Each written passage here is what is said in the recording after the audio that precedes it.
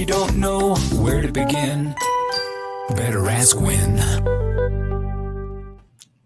Shane, good to see you. Today we're going to talk about the 4 recreational retirement expenses that you can't afford to ignore. Once people retire, their spending habits often change. There's housing, healthcare, groceries. Those will make up a significant part of your budget.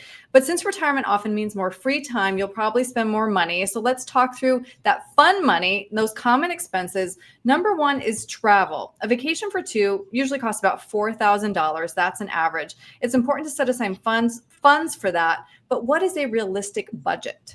Well, it all depends on what it is that you want to do. How nice do you want to go? How far do you want to go? And for how long, right? So you have to sit down and really determine what are the goals? What do we want to do here in retirement? And it's something that we talked about in our process all the time is goals need to be first. Let the goals dictate the strategies that you use with your money. Let those strategies then dictate the tools that you use. And it becomes a pretty simple conversation. But it all starts with defining the goal. How much do we want to spend? Where do we want to go? How do we want to get there? So that you can start building a plan to support those goals, because that's what it's really all about.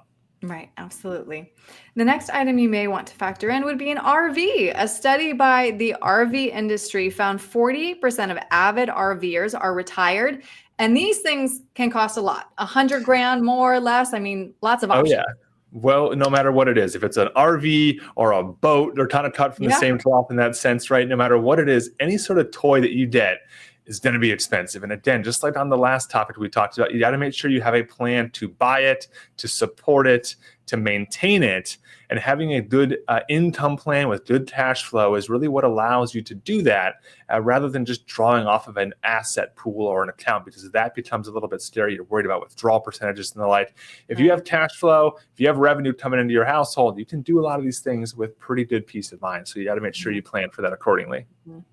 And now, of course, a lot of retirees choose to own a second home. Boomers currently own 57% of all vacation or seasonal homes and 58% of all rental properties.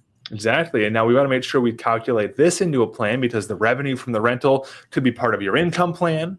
You got to make sure you have this property in your trust so that it moves on to the next generation, if that's what you'd like. A lot of moving parts when you get into the rental business, and it can become a little bit overwhelming, I've heard. So you got to make sure you're planned to deal with the headache of it potentially, but also then deal with the good things that come, like the revenue and the asset and the appreciation of the asset. Mm-hmm. And then the last expense to include in our fun money budget would be your hobbies. Of course, depending on who you are, this expense can vary wildly.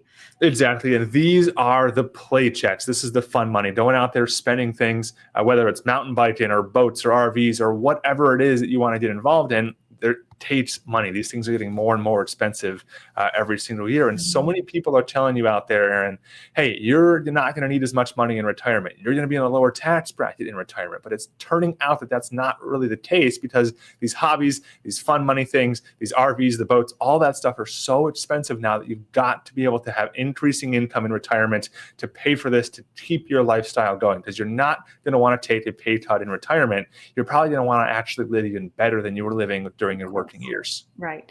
And you can't overlook these expenses when you're putting together that budget. That's so important. So Shane, I know you take a holistic look at people's budget when they come to you for advice. So if somebody wants to have this conversation with you, what's the best way to reach you? Best way to reach us is online. Our website is winstonandcompanies.com, or give us a call here at the office, 602-456-1928. All right. Shane, thanks so much for your time today. I really appreciate it. Thanks so much, Erin. Got a plan for your retirement, 'cause you know it's just down the road. But if you don't know where to begin, better ask Win.